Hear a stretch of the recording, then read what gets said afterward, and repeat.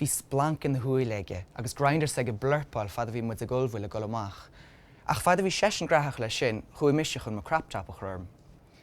Ní raibh siad a bhisneach am craptap a chathabh riamh ribh Covid, ach ó hit an túnas an síl, is cum sa tucla manis. Agus bhealach, nar bhíon mimleáin le feiceáil mar seo, is bailachá mé leis an dá bhéir chuirt dus na homophobes a tháinig idir mise agus mé héin híl ar fad. Eoin an uair dearda groma i do chuideata bhí muid ar an airdean ag iritas na saoide leis an drama, grindar, saoidar agus séir.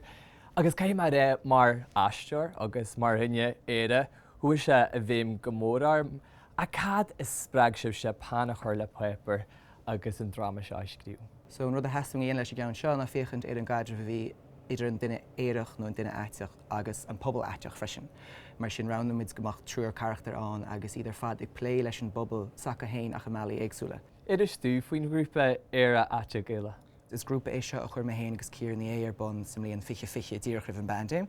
Tá 7 bag nach 8 ball ina sin, dáúirí, aisteoirí, scríneoirí, alíontóirí, ceoltóirí, taifeadadh drag chulichinál duine, agus idir fad aiteach agus ar fad de plé leis na halíní trí Gaeilge.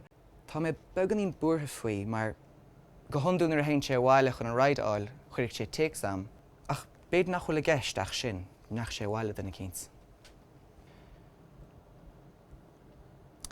Cúgurhhac ar bhís leat glíochorm ach bhuaí tú é seala a hail.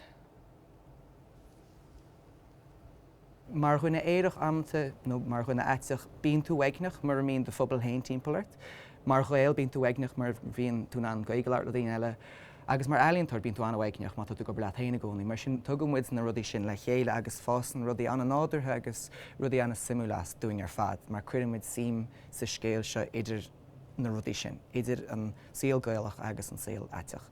Mar sin an bhfuil ról léirde ag an gríomhatheas a bhar go dibre?